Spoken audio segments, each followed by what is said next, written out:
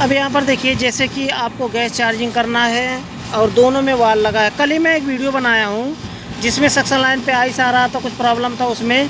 तो suction line पे ice आ रहा था, गैस कम था, क्योंकि कूलिंग कॉइल में से वाटर ड्रॉपिंग हो रहा था इंडोर में से। तो कल ही प्रैक्टिकल वीडियो में बनाया, उस वीडियो को जा कर के देखिए, तब आपके समझ में आएगा, आप सीख पाएंगे उसको कि किस तरह से प्रॉब्लम को फिक्स किया जाता है। अब देखिए, इसमें आप गैस चार्जिंग करना चाहते हैं तो बीच वाला ये जो है ना, ये मैनिफोल्ड गेज है, जिसमें 2 गेज लगे होते हैं, कंपाउंड गेज और प्रेशर गेज। ये होता है मैनिफोल्ड गेज। तो इसमें 3 लाइनें होती हैं। ये बीच वाला हमेशा कॉमन होता है सिलेंडर में या फिर वैक्यूम करते टाइम वैक्यूम पंप में यूज किया जाता है। अगर ये लो प्रेशर गेज आप यूज कर रहे हैं तो उसके ठीक और नीचे वाला लाइन सक्शन लाइन में लगाते हैं। और डिस्चार्ज लाइन जो है ना, ये इसके नीचे ये 500 PSI है, ये डिस्चार्ज प्रेशर है, यानी कि डिस्चार्ज गेज है ये हाई प्रेशर गेज। तो इसके ठीक नीचे वाला लाइन हम लगाएंगे हाई प्रेशर में, यानी कि लिक्विड लाइन में। तो यहाँ पर प्रेशर बताएगा। अब गैस चार्जिंग कर रहे हैं तो 30 का प्रेशर है तो यहाँ पर 100 का प्रेशर बताएगा।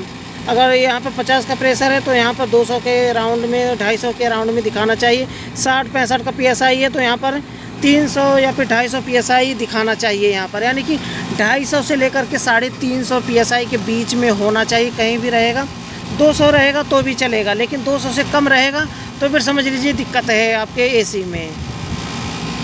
तो गैस चार्जिंग कर रहे हैं तो यहाँ से गैस चार्जिंग करेंगे तो ये गेज, इसकी भी सुई ऊपर जाएगी, इसकी भी सुई ऊपर जाएगी।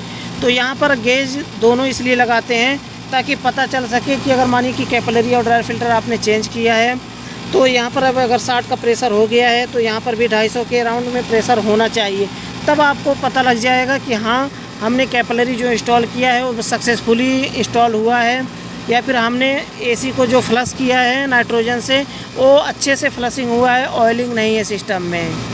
तो इसीलिए हम दोनों गेज का यूज़ करते हैं। दोनों गेज का यूज़ तभी हम कर सकते हैं जब डिस्चार्ज लाइन और सक्शन लाइन में दोनों में ये वाल लगा हो, तभी हो सकता है। और बाकी के AC में अगर मैं दिखाऊं आपको तो कुछ ACओं में नहीं लगे होते हैं, जैसे कि यहाँ पर देखिए ना, ये डिस्चार्ज लाइन में नहीं लगा है वाल, सक्शन लाइन में लगा है। तो यहाँ पर हम सिर्फ सक्शन प्रेशर ही नाप सकते हैं, डिस्चार्ज प्रेशर नहीं नाप सकते इसका। तो इसीलिए हम इसमें इस तरह के AC में हम सक्शन प्रेशर और डिस्चार्ज प्रेशर दोनों नाप सकते हैं।